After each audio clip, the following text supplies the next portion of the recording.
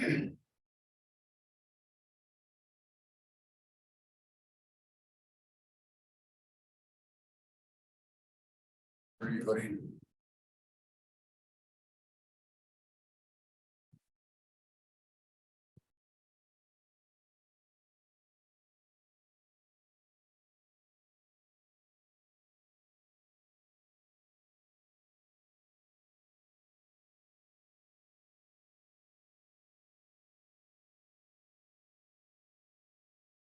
We'll just give it a few more minutes and let some other people join in.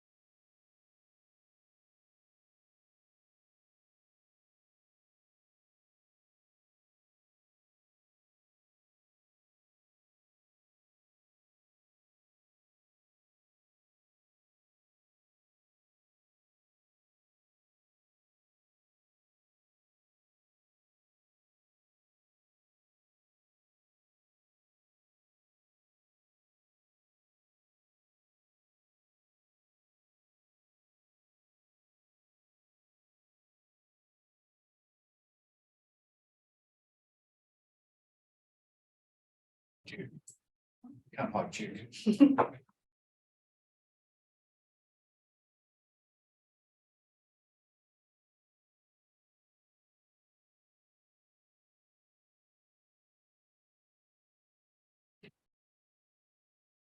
Ramya, can you hear us?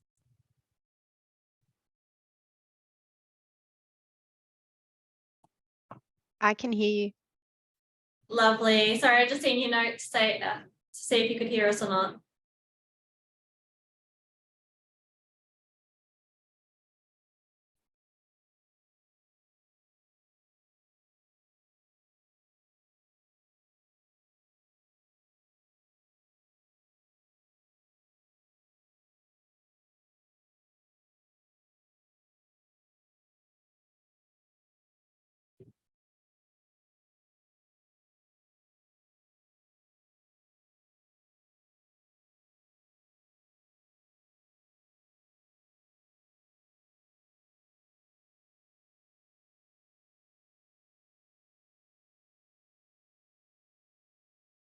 Pick up what vintage the soldiers in the photo would be. 1993. 1993. Yeah. Ah.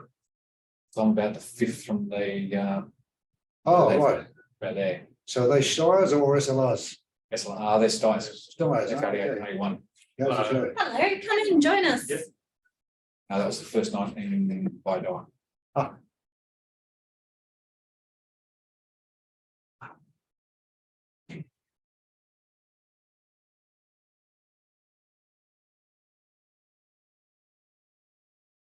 And where's the photo taken? Bidar, Somalia. Where? Somalia. Oh. Oh yeah, Somalia. Oh yeah. Oh. Didn't know we had people on the ground there. Yeah, 4 months. Oh. Operations Solace as part of Operation Restore Hope. I knew they had Navy boats off the shore. Yeah, the Chinook took us over, and we were there for 4 months. As part of the first battalion group. And you would resume infantry, I think. Oh, hell no. Okay. Hell no. Combat engineer. Engineer, oh sorry. Sorry. That's why I became a lawyer.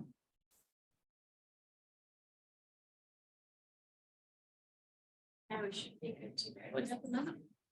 All right, thanks everyone for coming along. I'll kick off now. If people join in, they can catch up. We are recording this, so it'll be available after the session.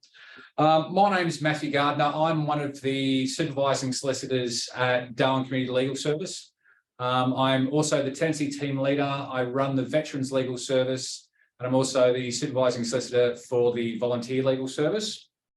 Before we kick off, I would like to acknowledge the Larrakia, whose country we meet on today, whose ownership and occupation of the land is carried over tens of thousands of years.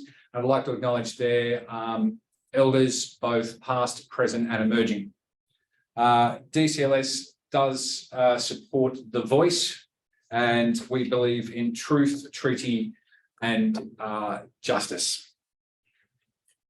So today is about our Veterans Legal Service, what we do, how we do it and why we do it. So veterans in the NT, serving the Australian Defence Force provides a unique variety of opportunities and experiences and can have a significant impact on a person's life, both during their service period and beyond. It may affect where they live, their connection with family and other social networks, as well as their health and well-being. And returning to civilian life following the service can present challenges, and previous service members may have distinct characteristics and health needs, both physical and psychological, that require special considerations due to their military training, service and deployments. I know this for a fact because that's me. I was deployed, I was in the regular army for 10 years and I was what they call a combat engineer. One of the jobs that, or most of the jobs that I was involved doing was clearing of explosive ordnance. So I used to clear landmines, bombs, all that sort of great stuff. So doing that as a job for 10 years and then sort of getting out, there is a change. There's a massive change between what you do while you're in and what you do while you're out. I was deployed overseas to Somalia in 1993, and I spent 4 months pretty much playing with bombs. Great fun, great experience, but not really a great comparison to civilian life afterwards. So, veterans in the NT. In 2021, the census figures actually asked the question, are you serving or have you served in the defence? And it did indicate a high proportion of veterans in the Northern Territory compared to the overall population, because it included serving members and veterans' families. And this represents a very significant group. And as you're probably all aware, Darwin is what we call a garrison city, with all Army, Navy and Air Force present. And there's also a strong participation in the Defence Reserve and a large ex-service cohort that still live here. As I said before, it was asked in 2021 census. Currently, there's around 581,100 people who have served in the Defence Force, which is 2.8% of the entire population aged 15 years and over. 1 in 20 households in Australia have at least one person who has served in the ADF, either currently serving or previously served. 13% of previous service members need assistance with the core activities, self-care, mobility or communication. So it's a large chunk. 3 in 5 previous service members have a long-term health condition. People who have served in the ADF were more likely to have volunteered in previous 12 months than those who have never served in the ADF. So there's some good points as well. As I was saying before, the census data. Current serving members in the Northern Territory, if you can read the details there, it's 3,874. Currently serving in the reserves is 547. Previously served and not currently serving 5,110, which gives us a total of served in the military as of the census night, 9,534. Now, if you extrapolate that out a little bit more and include the families of those members, we're sitting around about 10,000 people, probably around about 15,000 people in the Northern Territory, which does start to come up as a large chunk of the population.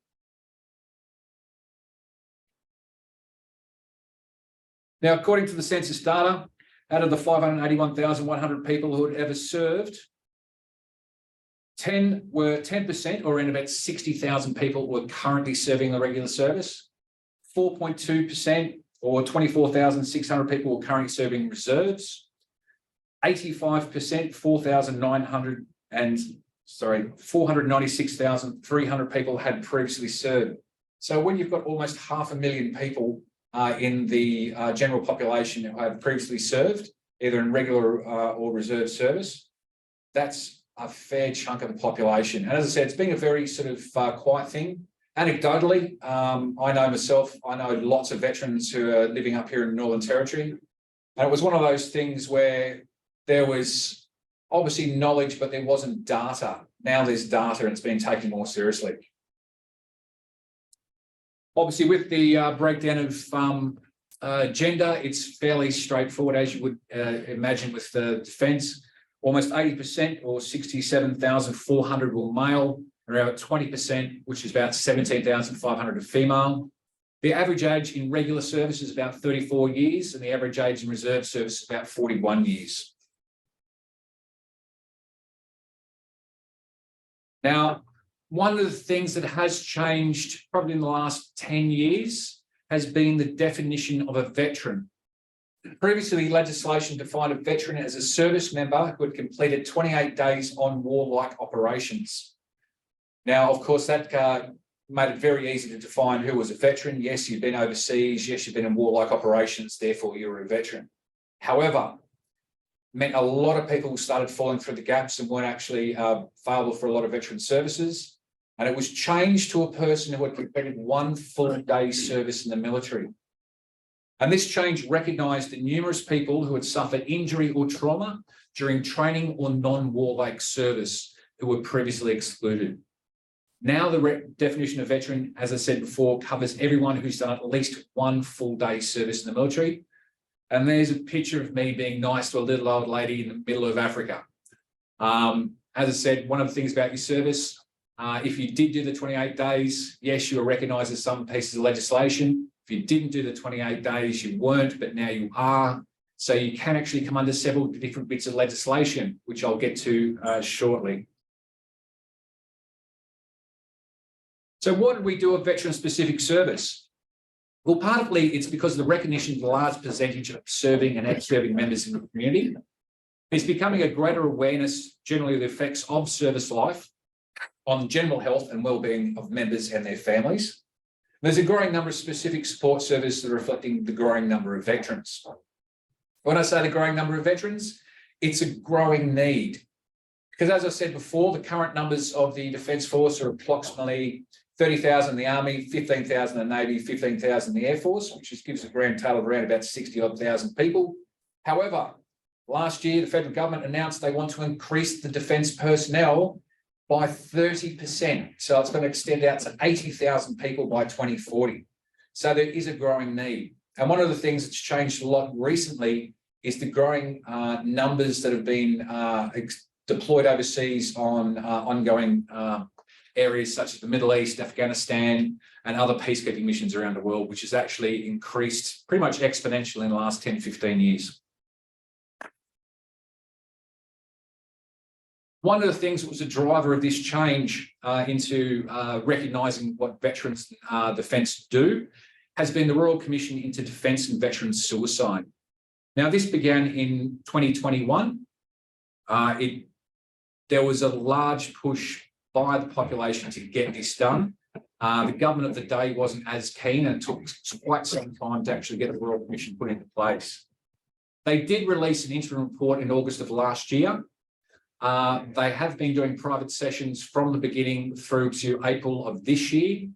Submissions to the Royal Commission close in October of this year, and the final report is due in June of 24.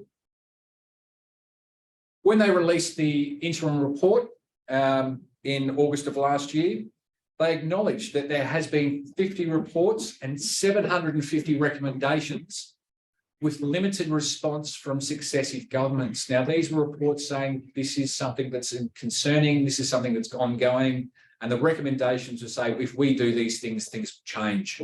Nothing changed. So this Royal Commission has actually looked into all the previous reports, looked into all the previous recommendations. It has recognised there's gaps in reporting, services and data collection. There is a very high risk in transitional supports to civilian life after service. It recognised the complexities in the legislation are contributory to mental health issues and recommended simplification. It also recognised there's 42,000 claims with the Department of Veterans Affairs, and the wait times when you put a claim in for the Department of Veterans Affairs was approximately 1 to 2 years before even having your claim looked at. And it was recognised that these things were contributing to deterioration in people's mental health.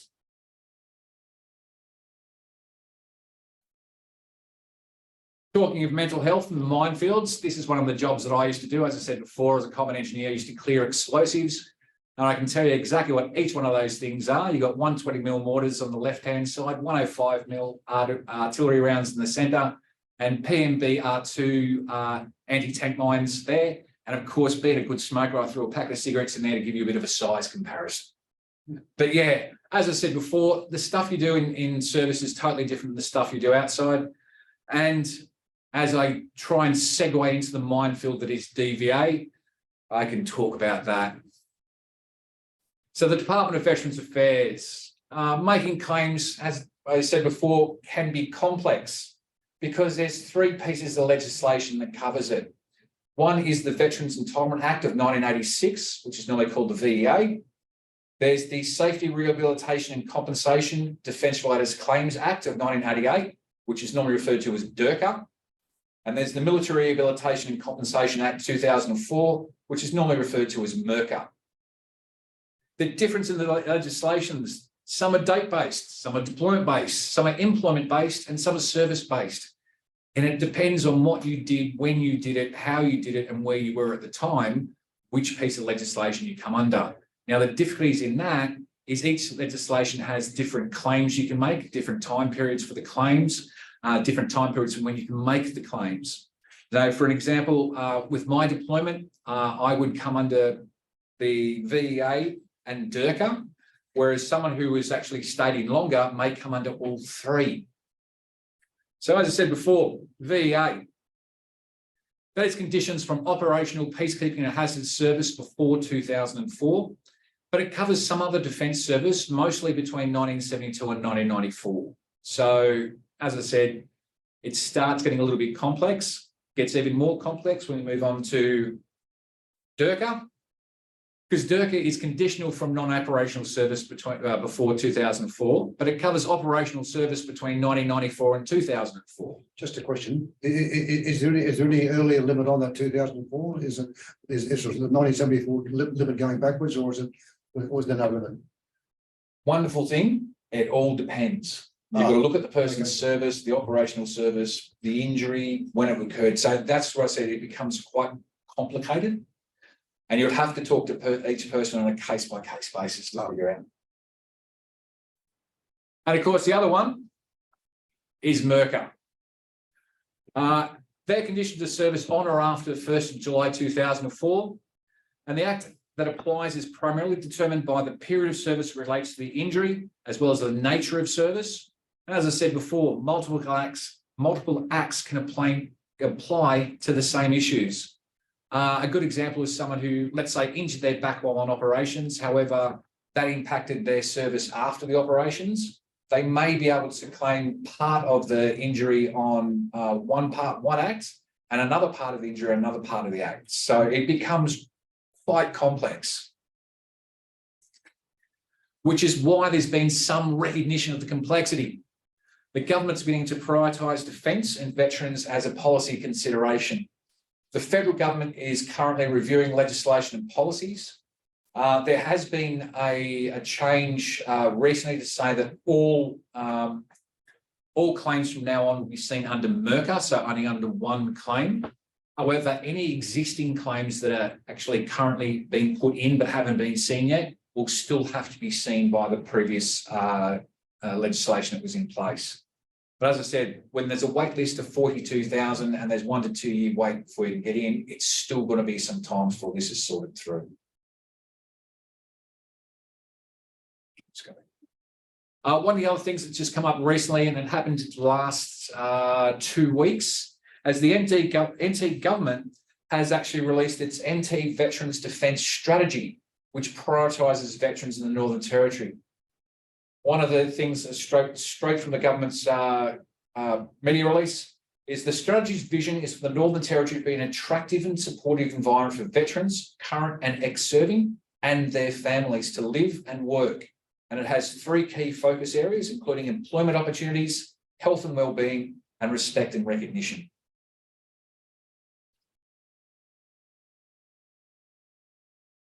So the DVA process. Now, we'll refer to terms here such as ESOs. ESOs are ex-service organisations. So some ESOs are funded to assist with making claims. Now, one of the groups that does that is the RSL advocates. They are funded through the federal government to assist in making the claim process.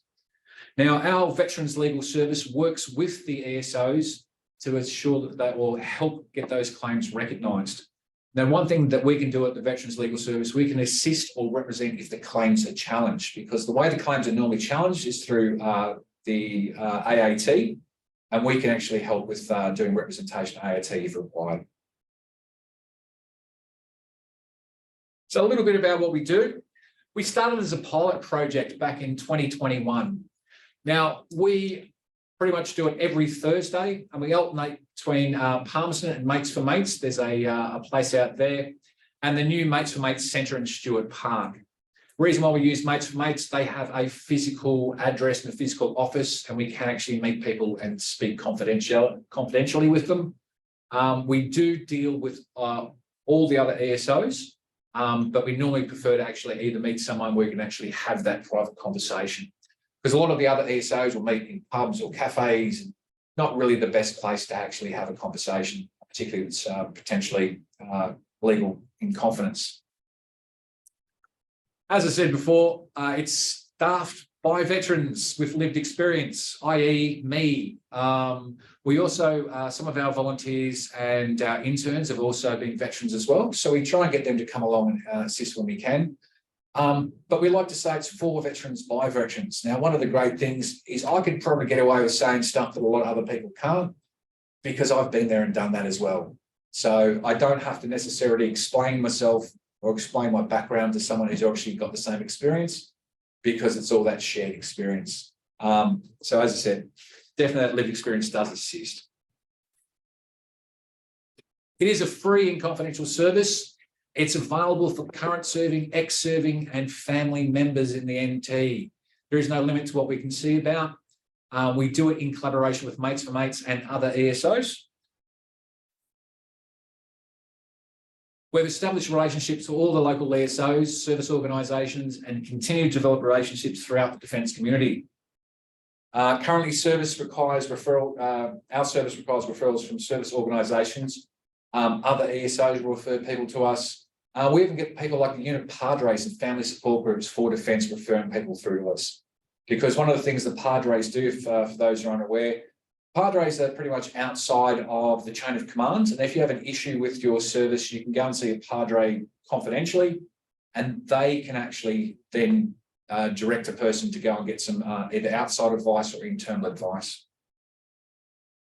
We've established ourselves as an independent legal advocacy service. We can provide accurate and timely advice or representation in conjunction with other organisations while continuing to support the other ESOs. One of the things I just like to point out in that one, something as simple as being able to certify true documents when you're actually submitting documents into DVA can massively assist the process. We work with, as I said, the RSL advocates, and when documents need to be sort of looked at or confirmed to be true copies, we can do that right then and there. So it's not delaying getting this stuff in to actually get it seen.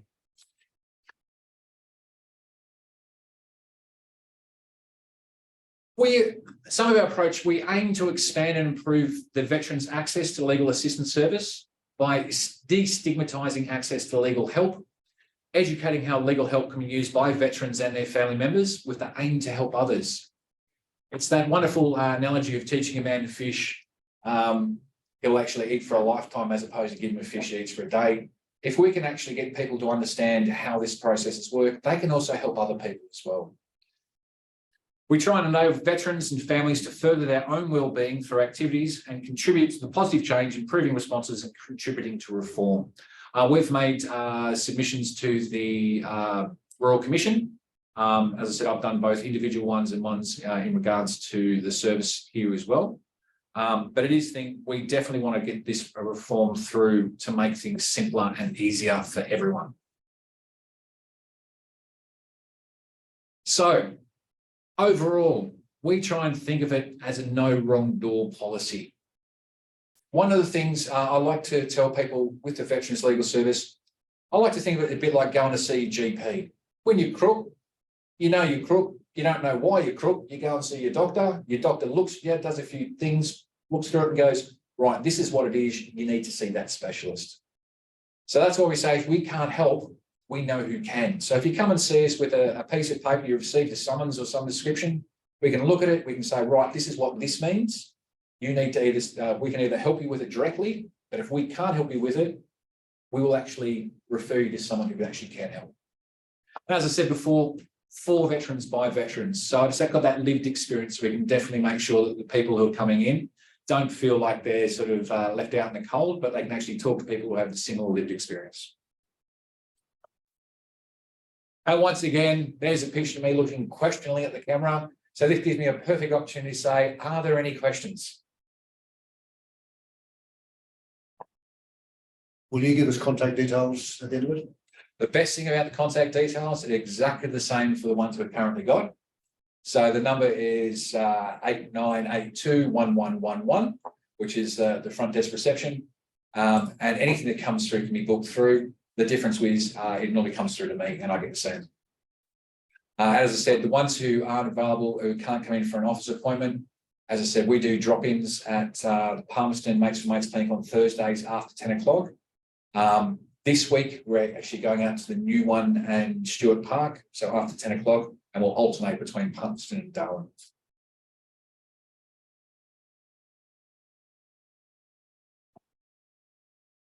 And how do we get a copy of this whole thing? I'll send it to you after this with a copy of the video of today's session. By email or? Email. Yeah, okay. So on the bright side, all the photos there on the left use, because I'm going to all of them. That's great. Permission. I just will acknowledge the first one with the wonderful sunset was, go back to that one, was a picture of my troop, which is equivalent to a platoon in Somalia on our first day in Bayadalla. And yes, we did take dogs with us. They're the explosive detection dogs. They come back? All three of them come back. Unfortunately, yeah, that was 30 years ago. We just recently had our 30th anniversary down in Canberra. The Governor General was our commanding officer. So we had a nice drink and barbecue around at the old boss's place. So we all went down to Government House and had a bit of a reunion, which was incredible because there's about 1,000 people who turned up for the barbecue. This is probably stirring up, but did you have the equivalent of Fat Lady's Arms in Somalia? Well, there's a picture of me drinking when we weren't supposed to drink, so not going there. Okay. But yeah. So one of the things is, as I said, look, if there's any questions, queries, problems, look, get hold of our general admin number or go through info@dcls.org.au. And if it's defence specific or defence related, it'll come through to me.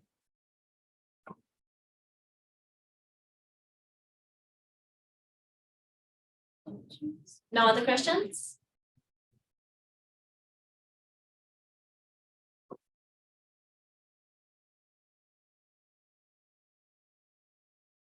Other than that, well, thanks very much, everyone. It's always great to talk about some of the stuff that we're doing here and trying to get some of the information out.